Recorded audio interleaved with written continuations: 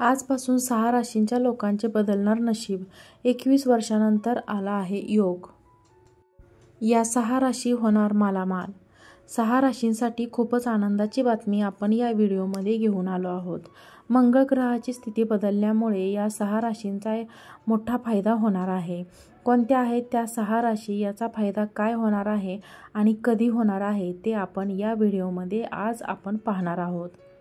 मंगळ ग्रहाची स्थिती बदलल्यामुळे हा मोठा योग जुळून येत आहे. मंगळवार हा बजरंगबलीचा असल्यामुळे बजरंगबलीची तुमच्यावर कृपा होणे खूपच आवश्यक आहे.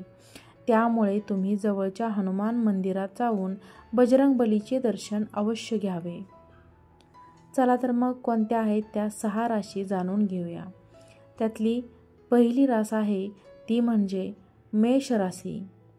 आपल्या वैवाहिक जीवनात थोडा तणाव असू शकतो, परंतु आपल्या परिपक्वतेमुळे निर्माण झालेल्या समस्यांचे निराकरण आपण सहजपणे करू शकाल. ह्या आठवड्यात वायफळ खर्च होण्याची शक्यता असल्याने त्यावर आपण नियंत्रण ठेवावे. नोकरी करणाऱ्या व्यक्तींना जर नोकरीत बदल करायची इच्छा असेल तर ह्या आठवड्यात त्यांनी तो बदल करू नये. विद्यार्थ्यांनी हा आठवडा मन लावून अभ्यास करावा, अन्यथा परिणाम त्यांच्या अपेक्षेनुसार येणार नाही. त्या आठवड्यात कोणत्याही प्रकारचा मानसिक ताण घेऊ नये, अन्यथा आपल्या प्रकृतीवर त्याचा विपरीत परिणाम होऊ शकतो. या आठवड्यात थंड पदार्थ खाणे टाळावे, अन्यथा खोकला, सर्दी, ताप इत्यादींचा त्रास आपणास होऊ शकतो. त्यातली दुसरी रास आहे ती म्हणजे सिंह राशी. एखाद्या तिसऱ्या व्यक्तीमुळे आपल्या प्रेमिकेवर शंका घेऊन आपले प्रणय जीवन उद्ध्वस्त करू नका.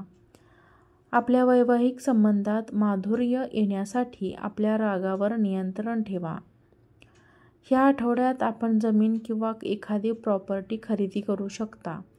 ह्या आठवड्यात काही प्रतिष्ठित व्यक्तींशी आपली भेट होऊ शकते. नोकरी करणाऱ्या व्यक्तींनी ह्या आठवड्यात आपल्या नोकरीत बदल करू नये, कारण जिथे आहात तिथेच राहावे. इथे आपणास प्रगतीची संधी प्राप्त होऊ शकते. आपण जर एखाद्या स्पर्धेची किंवा उच्च शिक्षणाची तयारी करत असाल तर पूर्ण मन लावून अभ्यास करावा. ह्या आठवड्यात आपण जर थंड व आंबट पदार्थ खाणे न टाळल्यास आपला घसा जास्त खराब होऊ शकतो. तिसरी रास आहे ती म्हणजे मकर राशी.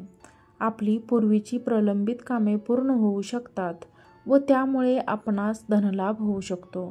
ह्या आठवड्यात आपले व्यापारी आपल्या पूर्वीचा व्यवसाय जो खंडित झाला आहे तो पुन्हा सुरू करू शकतील, त्यामुळे त्यांना फायदा होऊ शकेल. या आठवड्यात विद्यार्थ्यांचे लक्ष अभ्यासाऐवजी इतर बाबींकडे जास्त गुंतले असेल व त्यामुळे ते एकाग्रतेने आपला विश्वास करू शकणार नाहीत. या आठवड्यात आपली प्रकृती बिघडण्याची संभावना आहे. ह्यात विशेषतः दंतविकार होण्याची संभावना जास्त आहे, तेव्हा सावध राहावे. चौथी रास आहे ती म्हणजे वृश्चिक राशी. या आठवड्यात आपण खूपच व्यस्त राहाल, त्यामुळे आपण आपल्या जोडीदाराचे योग्य तितका वेळ देऊ शकणार नाही. असे झाल्याने आपण व आपला जोडीदार ह्या दरम्यान दुरावा निर्माण होऊ शकतो. या आठवड्यात आपणास आपली थकबाकी मिळण्याची संभावना असून आपण हा आठवडा आनंदाचा घालवू शकाल. उच्च शिक्षण घेणाऱ्या विद्यार्थ्यांसाठी हा आठवडा खूपच चांगला आहे. स्पर्धेची तयारी करत असणाऱ्यांना यश प्राप्ती संभवते. या आठवड्यात दही व थंड पदार्थ खाणे आपण टाळावे, अन्यथा आपला घसा खराब होऊ शकतो. पाचवी रास आहे ती म्हणजे कर्क राशी. आपण ज्या व्यक्तीस पसंत करत होतो अशी एखादी जुनी मैत्रिणीतील व्यक्ती ह्या आठवड्यात आपणास भेटण्याची शक्यता आहे. विवाहित व्यक्ती त्यांच्या जीवनात काही वेगळे व नवीन करण्याचा प्रयत्न करतील. आपणास जर आर्थिक मदत हवी असेल तर आपले मित्र आपणास पूर्ण सहकार्य करू शकतील. ते आपणास आर्थिक मदत करू शकतात.